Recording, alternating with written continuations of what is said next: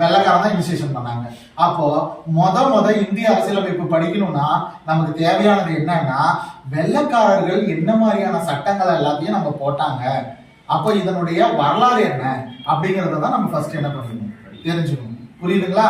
First concept என்னன்னா பிரிட்டிஷ்காரங்க நம்ம மேல என்னென்னலாம் ரூல்ஸ் அண்ட் ரெகுலேஷன்ஸ் போட்டாங்க அப்படிங்கறத நம்ம என்ன பண்ணணும் தெரிஞ்சுக்கணும்.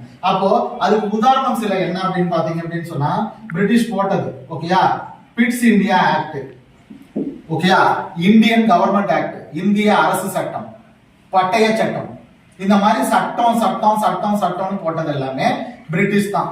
அங்கிருந்து தான் நம்ம என்ன பண்றோம் இதனுடைய சட்டத்தை போடணும். அப்ப ரூல்ஸ் அண்ட் ரெகுலேஷன்ஸ்னா என்ன, சட்டம் போடுறதுதான் ரூல்ஸ் அண்ட் ரெகுலேஷன். அந்த கான்செப்ட் நம்ம யாருக்கிட்ட இது பண்ணோம், பிரிட்டிஷ் கிட்ட. சரியா? அப்ப பண்ண உடனேயே இந்த ஐடியா வந்து நமக்கு எல்லாத்துக்கும் வந்துருச்சு.